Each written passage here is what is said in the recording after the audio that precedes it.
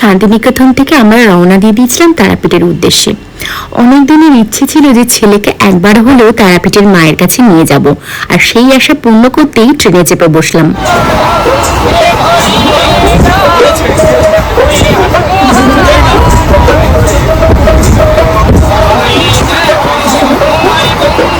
বাউল গান শুনতে শুনতে আমরা তারাপীঠ স্টেশনে এসে পৌঁছে গেলাম। সেখান থেকে একটা অটো করে আমরা রওনা দিয়ে দিলাম তারাপীঠ মন্দিরের উদ্দেশ্যে। স্টেশনের বাইরে অনেক অটো, অনেক গাড়ি দাঁড়িয়ে থাকে।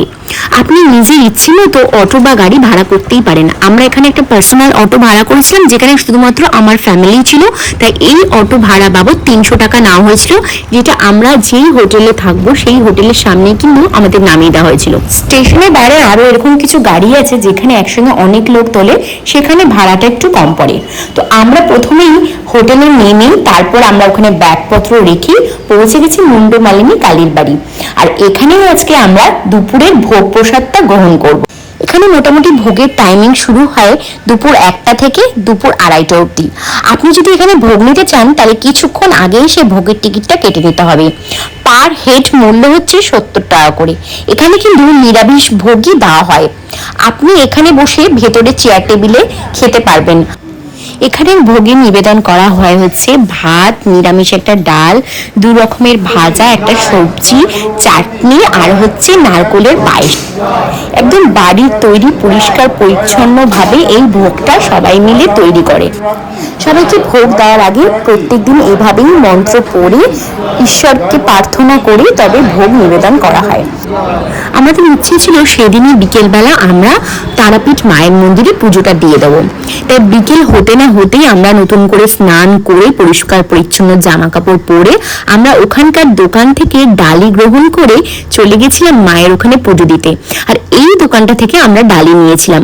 এখানে যারা ছিলেন তাদের ব্যবহার খুবই ভালো ছিল। আর এই যে মানুষটিকে দেখছেন, উনি আমাকে খুব গাইড করে আমাকে এবং আমার ছেলেকে ওই তারাপীঠ মন্দিরের এত ভিড়ভাট্টার মধ্যে খুব ভালোভাবে মায়ের দর্শন করার জন্য নিয়ে গেছিলেন। যাই হোক, তারাপীঠ মায়ের পুজো দিয়ে আমরা ওখান থেকে বেরিয়ে এসেছি। তারপর সেখানে এসে আমরা একটু ফটো সেশন করে নিয়েছিলাম। ছেলেকে এত ছোটবেলায় মায়ের কাছ থেকে ঘুরিয়ে নিলাম। সে যখন বড় হবে তাকে তো এই স্মৃতিচারণগুলো করাতে হবে, তাই এই ফটোগুলো ক্যামেরা বন্দি করে রাখছি। তারাপীঠ মায়ের মন্দির থেকে বেরিয়ে এই দুপাশে অনেক গরিব মানুষ বসে থাকে। আপনারা আপনাদের সাধ্য মতো যদি কখনো যান, এদেরকে একটু হেল্প করে আসবেন। মন্দির থেকে বেরিয়ে অনেক দোকানপাট তো চোখে পড়বেই, সাথে আরেকটা জিনিস চোখে পড়লো, সেটা হচ্ছে তারাপীঠের বিখ্যাত যে পেয়ারা বিক্রি হয় সেটা লাইভ আপনার সামনে তৈরি করে দেওয়া হচ্ছে। মানে ওই পেয়ারা সন্দেশটা মেখে সেটা তৈরি করে বিক্রি করা হচ্ছে। আমরা পুজো দিয়ে বেরোতে বেরোতেই দেখছি আকাশে কালো মেঘ সহ বৃষ্টি নেমেছে। তো সেটা দেখতে দেখতেই আমরা ছাতা মাথায় দিয়ে পৌঁছে গেলাম মা মুন্ডমালিনী কালীর বাড়ি। আর সেখানে গিয়ে মাকে আজকে পুজো দিয়ে দিলাম।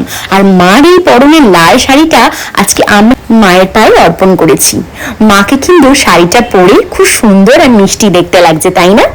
যাই হোক, মাকে পুজো দিয়ে ওই মুন্ডমালিনী কালীর বাড়িতে দাঁড়িয়ে আমরা একটুখানি চায়ে চুমুক দিলাম। এদিকে বৃষ্টি পড়ছে, মেঘলা আকাশ, তার সাথে গরম গরম চা, কম্বিনেশনটা ভীষণ ভালো না? তাও আবার মাথার ওপর এত বড় বট গাছ, তাও আবার সামনে রয়েছে দ্বারকা নদী। তার মধ্যে বৃষ্টি পড়ে চারিদিকটা যেন আরো বেশি সবুজ আর সুন্দর হয়ে উঠেছে। সাথে কানে ভাসছিল একটা কীর্তনের শব্দ। এগিয়ে দেখলাম কিছু মানুষজন মিলে ওই মুন্ডমালিনী কালীর বাড়ি বসে কীর্তন করছে। তো তাদেরকেও একটু ক্যামেরা বন্দি করে নিলাম।